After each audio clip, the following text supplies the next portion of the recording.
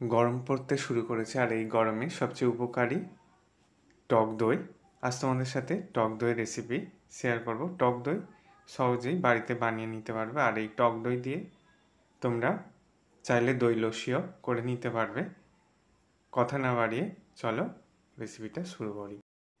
টক দই বানানোর জন্য আমি এখানে 1 লিটার দুধকে গরম করতে বসিয়ে দিয়েছিলাম। টক দইয়ের ক্ষেত্রে দুধটাকে বেশি ঘন করার প্রয়োজন নেই, জাস্ট 5 মিনিট ফুটিয়ে নিলেই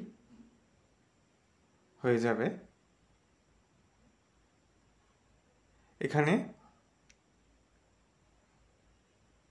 ফুটিয়ে আমি দুধটাকে ঠান্ডা করতে দিয়ে দিয়েছি। আর এখানে দেখো দই বীজ হিসাবে টক দই নিয়েছি, তবে টক দইটা যাতে ভালো মানের হয় সেদিকে খেয়াল রাখবে। আর টক দই থেকে যে জলটা এক্সট্রা থাকবে সেটা ঝরিয়ে নিয়ে তারপর দইটাকে ফেটিয়ে নিয়ে এইভাবে দুধটা হাত সহ গরম রেখে এই দুধের সাথে টক দই বীজটাকে ভালো করে মিশিয়ে নিতে হবে। বেশ কিছুক্ষণ ধরে আমি ফেটিয়ে নিলাম।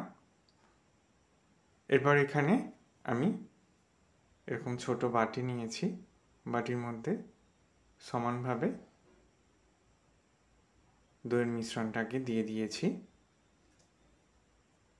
আর যেটা বাকি ছিল সেটা একটা স্টিলের পাত্রের মধ্যে নিয়ে নিয়েছি।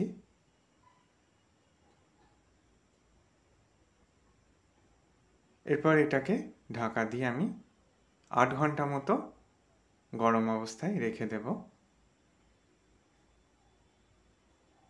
টক দই বসতে বেশি সময় লাগে না। দেখো 8 ঘন্টা পর ফিরে এলাম, কত সুন্দর টক দইটা বসে গেছে। আর যে স্টিলের পাত্রের মধ্যে যে দইটা বসিয়েছিলাম সেটাও সুন্দরভাবে বসে গেছে, আর প্লাস্টিক বাটির মধ্যেও সুন্দরভাবে বসে গেছে। তোমাদের কাছ থেকে দেখিয়ে দিলাম।